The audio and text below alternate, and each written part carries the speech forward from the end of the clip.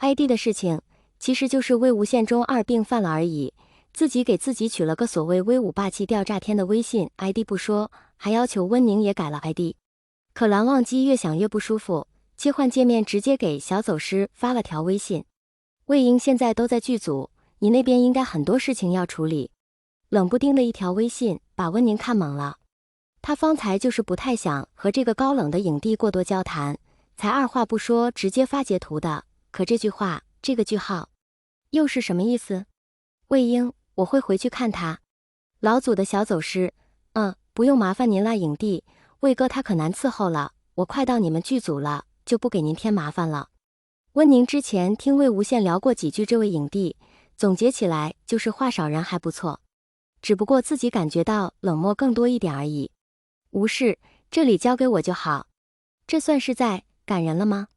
温宁纠结地停了车，一时拿不定主意，刚想再问问魏无羡是否还需要他过来，就想起昨晚魏无羡的言语威胁，反正他没带麻辣小龙虾，不去还能免了一顿骂。想开了之后，他便调转车头回了工作室。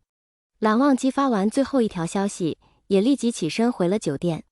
他依照魏无羡所说，在他房门口的地毯下摸出了钥匙，小心翼翼地打开了房门。屋内的人熟睡着，被子盖得很严实，甚至连他的口鼻都要被捂住了。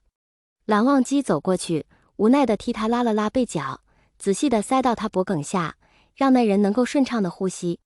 他顺势坐在床边，静静地看着那张安静的睡颜。由于身体的发热，那人双颊上的红晕还尚存着，鲜红的唇瓣小幅度的一张一合，似乎还在胡乱梦呓。那两片唇瓣看起来很柔软，他也吻过数次，事实上的确十分柔软，像最艳丽又带刺的花朵，一旦吻上便舍不得再离开。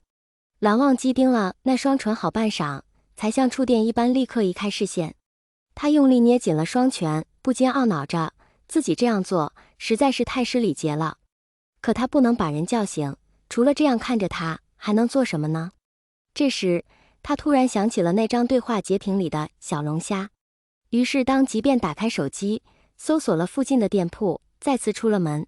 魏无羡是在大约12点才醒过来，刚开始意识混沌，只觉得头晕脑胀，可清醒些许后，第一件事就是转头去看床头柜上，居然真的有一个密封好的餐盒。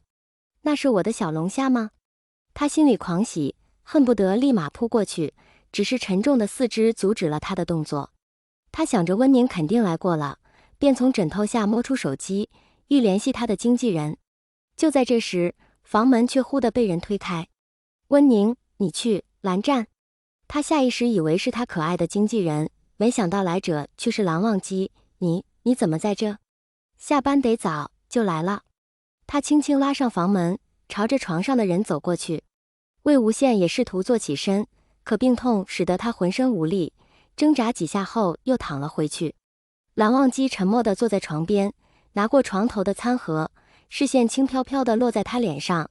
魏无羡不由得把脸往被子里缩了缩，犹犹豫豫问道：蓝湛，这个小龙虾是你买的？他轻声回答，将餐盒盖子打开，考虑到病人不一定胃口好，复又问：现在有食欲吗？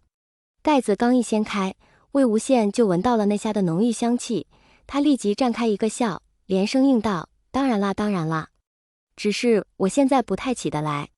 蓝忘机腾出一只手，弯下身子，扶住了床上人的肩。他突然的靠近，使得魏无羡呆愣了几秒，糊里糊涂就顺着他的力道坐了起来。从这个更近的角度看面前人，魏无羡只觉得其皮肤更白，眼睫更长。明明两人有过更亲密的距离，可是戏内戏外却是不一样的。他能清晰地感觉到自己的心跳没来由地乱了几拍。他不自然地别过眼，说道：谢谢你啊，蓝湛。你下午还有工作，现在还回来看我，中午都没时间休息了。没有了。蓝忘机将他坐着的枕头往上挪了挪，垫到他背后，解释道：我下午不用过去了。啊？魏无羡不解，按理说他应该还是有单人戏份未拍完，自己因病告假，和自己有关的戏份都推迟了，导演理应给他安排单人戏才对，这怎么我请过假了？导演说这几天会安排其他演员的戏。蓝忘机淡声答道：末了又加上一句：“你安心休息。”不是，可是你为什么要请假？不可能是为了照顾我吧？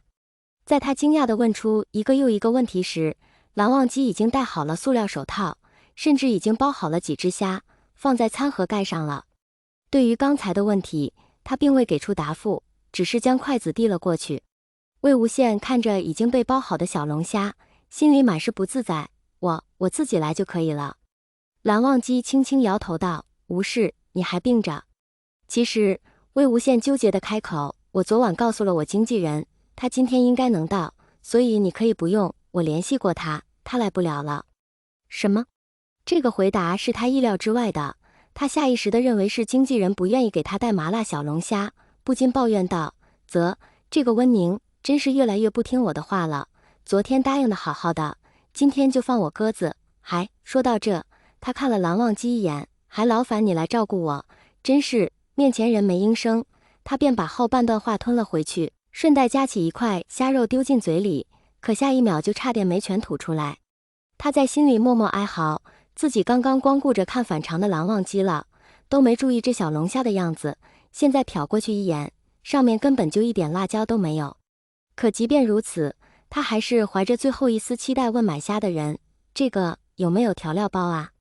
要辣的？”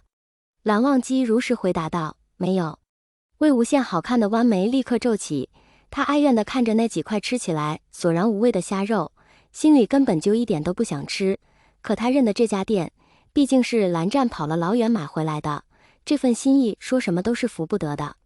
蓝忘机看出了他的勉强，停下了剥虾的动作，随后轻轻抽出他手里的筷子，道：“不喜欢就别吃了。”可是魏无羡不好意思说，可是他已经很饿了，既不愿意吃下那一盒淡味虾，也不好再跟人提要求。